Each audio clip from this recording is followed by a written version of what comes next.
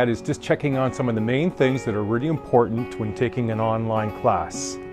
One of the first things is doing everything you're going to be doing is on Blackboard.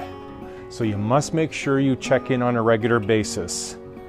Now, all the material you need is all on Blackboard, and just as a little awareness, I am able to check to see what everybody is doing online in Blackboard. I have access to everyone's stuff and seeing where you've been and what you've done. So please make every effort to do that. It'll be all important for you to be successful. Now, along those same lines is time management. And time management is super important with online courses. Your time is your responsibility. That means everything that's expected in the course, when the journals are open and closed, when the test is assigned and when it's closed, the assignment when it's due, what we're doing each week is your responsibility. Now, we don't have a class, but you need to treat this like as if you did have a class. So about 3 hours a week is the same thing you should be doing in your online class as you do within your in-class. So make sure you mark things down in a calendar. Make sure you have some means of keeping track of things. Okay, that's going to be very important to you when it comes to doing an online class. Now, in addition to that is make sure you have current computer.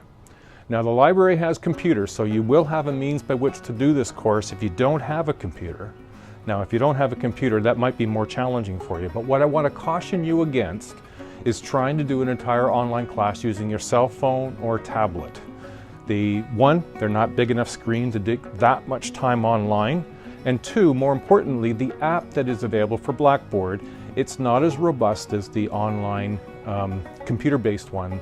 The app is just not as robust. There's things you won't see and things that won't be available for you. So please, current and up-to-date working computer. Now, also along these same lines, what's important, again, and I can't stress this enough, is your textbook. Your textbook is something that you'll use as a guide. It's also the thing that you're going to use to highlight and make notes of, because when you do your tests, if it's an online class, I can't stop you from using your text or your notes, and I'm not going to try to. I've got about 500 questions in a test bank, and I'm only going to give you 50 or 55 or 60 depending upon the test, and they're going to be randomly sampled. And so you won't have an opportunity. You'll have 2 chances to do the test, but you'll get a different test each time, and the person sitting beside you is going to have a different test than you've had.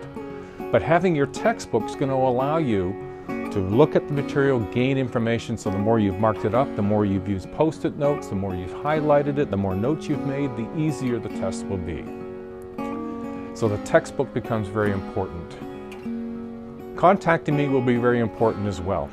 So it's important that you know how. You'll have in your Blackboard how to contact Steve. That's how you can contact me, using your email. Now please only use George and Carl at Gmail. The Ontario Privacy Officer doesn't allow us to respond to personal emails anymore. We're not allowed to text. So the only way we have to be in touch with one another, the primary, will be through email. Now if you want to catch up with me, I'm here every Friday. I'm the guy wearing shorts in the wintertime. You won't find anybody else on campus doing that, so I'm not hard to find. Now you're going to get the syllabus. This is going to be really important. This is your map. This is going to tell you what we're going to do every week. It's where all the dates that say when things are due are, when the journals are open and when they're closed, when the tests are open and when they're closed. And all the dates are on the syllabus, so please download or print and make them available for yourself, because it's your responsibility to make sure that you are available to write the tests at the time they're available. They're open for 5 days, so there's lots of opportunity. And that the journals are open for 2 weeks, so there's lots of opportunity. But I won't be reopening any of them if you miss. All right? So it's really important that you have the syllabus and keep that handy and check it regularly. In addition, the assignment.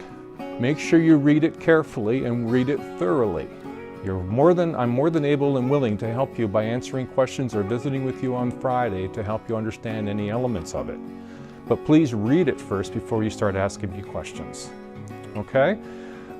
Excuse me. Now, lastly, but not least, is there are no extensions. Time management is important. And I've had in the past lots of people asking for extensions, and in some cases I gave them. But I was getting complaints from students who said, well, I work hard and I take care of this. Why did they get an extension when they didn't, and they weren't really sick? Or so we're going to stick with the college policy. The college policy is that if you're sick, you need a doctor's note, and I need to be able to see that. If you have a disability, I need to see the letter that comes from our disability and accessibility officer that says an extensions or time extra on tests is made available for you, and then I will provide that for you. So those are the conditions by which extensions can be had. So please don't ask. And I'm afraid it's going to be, I won't be able to do it. I won't do it because it's not fair to the other students. It's time management is largely what it comes down to when I get asked for an extension. I didn't get, my computer broke down. Make sure you have a good computer. Make sure it's in working order. Make sure you don't leave things to the last minute. Getting an email on the day before an assignment's due saying, I'm not too sure what I'm supposed to do, but my computer's broke down. I'm sorry that it broke down, but you should have been working on it sooner. Okay? I'm not trying to be really tough and hard, but I am trying to emphasize how important it is that when you do an online class, a lot of the responsibility is on your shoulders to get things done. My responsibility to you is to ensure I put together a tidy, clearly outlined syllabus and assignments, that I post the material in each week in a timely manner that you have access to it, and I will do all of those things for you, and I will respond to all your emails. I will answer them to the best of my ability. I will make myself available on Fridays. We'll do our best to get through this. I hope you enjoy the course. It is interesting, it is important, and it is one that I think you'll get some great value out of when it comes to your core program. So good luck to everybody, and I look forward to seeing you either in person or experiencing you online. Lastly, please remember, online agreement, it's to be completed in week 2. You'll find there's a journal link for you to put your online agreement in. That needs to be done in a PDF document. If you're not familiar with how to make a PDF document, check in week 1. You'll see how to make a PDF document video for you. It's quite straightforward. It's probably easier than you thought it was. So do your agreement up. Make sure you make note of the 7 things that were expressed in this video that you just watched, and add those to your journal, add those to your online agreement, and a little introduction about who you are and why you're taking the course, and that will be very helpful. Alrighty, good luck, and we'll see you in the online world, or perhaps I'll see you on a Friday afternoon or a Friday morning sometime. Bye now.